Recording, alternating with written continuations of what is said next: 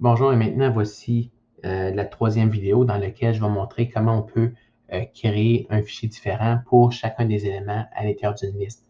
Donc, si on se rappelle, dans la première vidéo, j'ai montré comment on peut créer un nouveau fichier à partir d'un gabarit.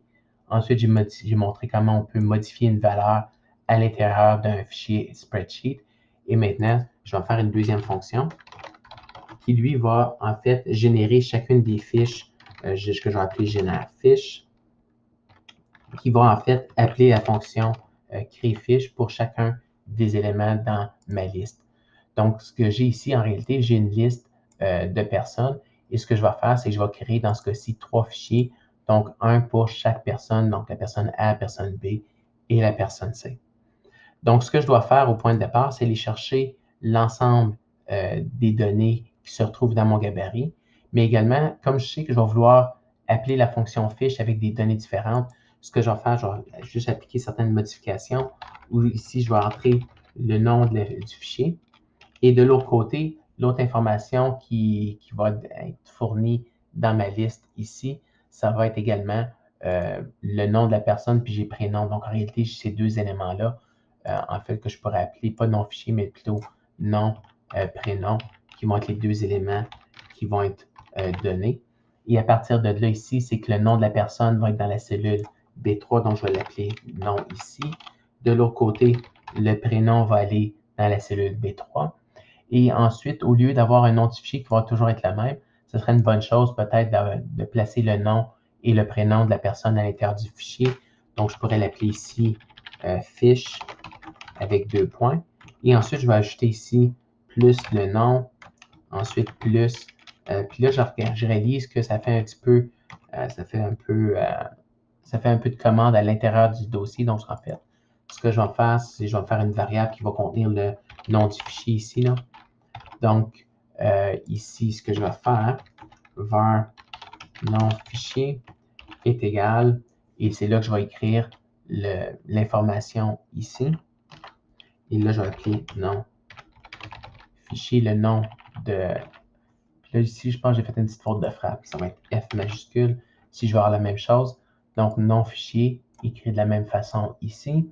Et là, le nom du fichier, ça va être toujours la fiche, suivi du nom de la personne, suivi d'un espace et naturellement une autre petite erreur vite fait, suivi du prénom de la personne.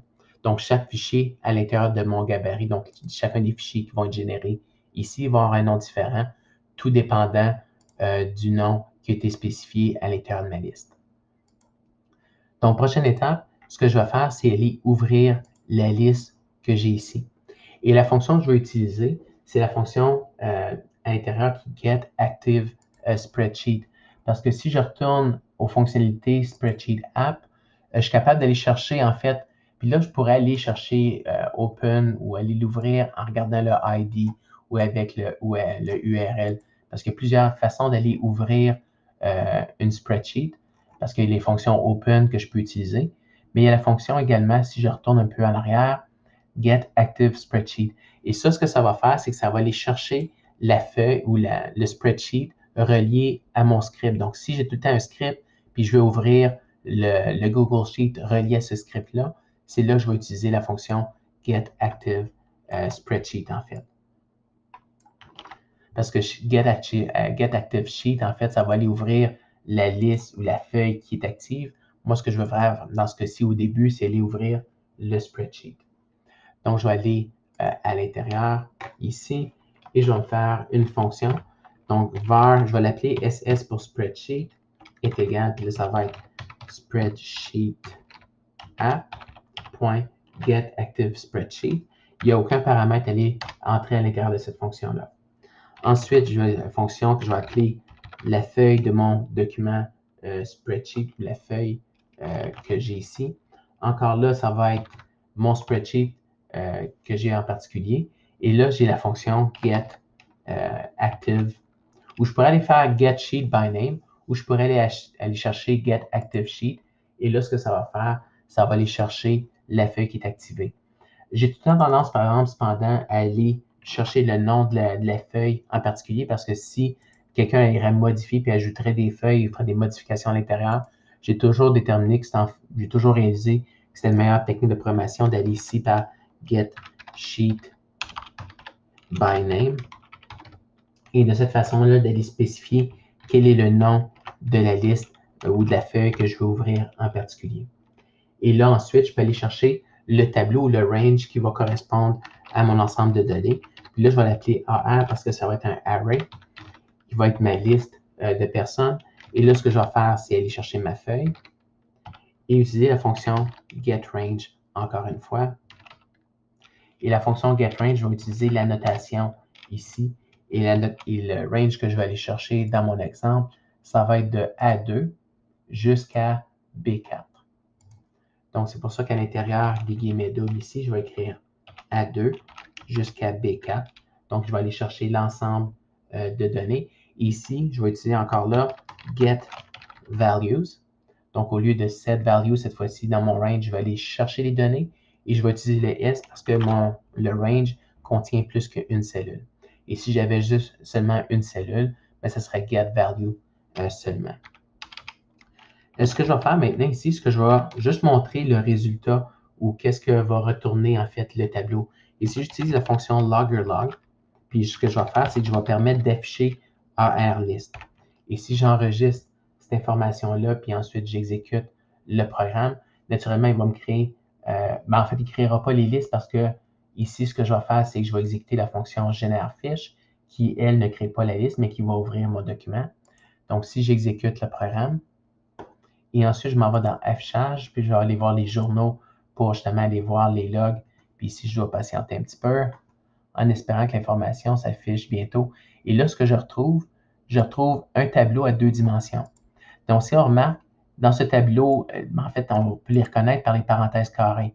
Et ici, dans la première dimension du premier grand tableau, j'ai la première rangée, j'ai la deuxième rangée, et ensuite, j'ai la troisième rangée des données de mon document ici. Donc, on voit A1, je retrouve bien A1 ici, A2, puis ensuite, excusez, B avec le 2 et C avec le 3 pour chacune des rangées. Et là, pour parcourir ces éléments-là, ce que je vais faire, c'est que là, je vais utiliser une book_for pour parcourir mon tableau. Donc, une book_for ici, ça va être var, je vais utiliser un index. L'index ici va être égal à 0 parce que je vais aller chercher la première rangée parce que lorsqu'on se rappelle, lorsqu'on parcourt un tableau, là, je pourrais pas retourner à l'affichage, mais en réalité, la première rangée, l'élément 0 contiendra en fait le premier élément de mon tableau. Donc, j'aurai A et 1. Donc, j'aurai ces deux éléments-là à l'intérieur. Donc, c'est ici, ensuite, ce que je vais faire, c'est jusqu'à ce que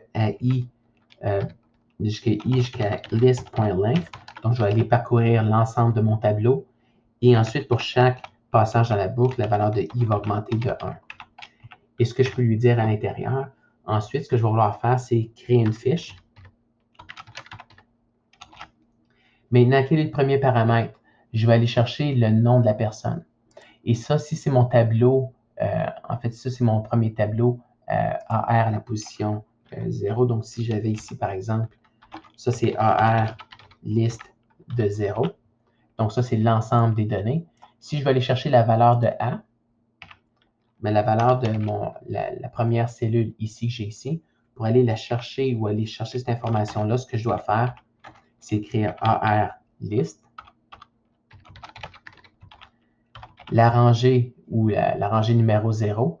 Et dans cette rangée-là, je vais aller chercher la colonne 0. Et si de l'autre côté, je vais aller chercher la deuxième colonne pour retrouver l'information 1, dans ce cas-ci, la façon de procéder, ça va être AR list. Mon tableau, la première dimension, c'est la rangée, ça va être la rangée 0 du range que j'ai défini. Parce qu'il faut faire attention de ne pas prendre les nombres à l'intérieur du Google Sheet, mais plutôt à partir du range. Et le range, le premier élément du range commence à 0. Donc, c'est pour ça que ici, c'est la rangée 0. Mais cette fois-ci, ça va être la colonne numéro 1. Alors, ça, c'est la colonne 0. Ça, c'est la colonne 1, toujours à partir du range de données que j'ai défini. Donc, comme je fais déjà été... Donc, là, ça, c'est pour la première rangée. Et évidemment, pour la deuxième rangée, ça va être le même principe, sauf que ça va être la rangée numéro 1. Et encore là, ici, ce qui va arriver, c'est au lieu d'aller chercher la rangée 0, ça va être ici la rangée numéro 1. Même chose de l'autre côté ici, ça va être la rangée numéro 1. Mais les colonnes sont toujours les mêmes, colonne 0, colonne 1. Donc, colonne 0, le nom. Colonne 1, le prénom. Je retourne ici. Donc, j'ai AR list. Et là, ce que je vais écrire comme premier index pour la rangée, je vais écrire la valeur de I. Parce que I, justement, va prendre toutes les valeurs de 0, 1, 2 pour toutes les données à l'intérieur du range que j'ai spécifié. Et là, ici, ensuite, ça va être pour le nom. Maintenant, pour le prénom, ça va être AR list. Attention, j'ai oublié un petit élément. Donc, je vais spécifier ici la rangée, mais je vais aller chercher le nom. Et l'autre, ça va être AR list à la position I, cependant la colonne 1 pour aller chercher l'information de la deuxième colonne. Et là, ce qui va se passer, c'est que je vais créer une fiche pour chacun des élèves avec un nom et un prénom spécifiques qui sont déterminés à l'intérieur de ma liste de l'ensemble des données que j'ai spécifiées. Donc, si j'enregistre le document maintenant et que j'exécute une dernière fois, je devrais avoir de l'autre côté ensuite, après l'exécution du programme, je vais juste attendre que le script s'exécute.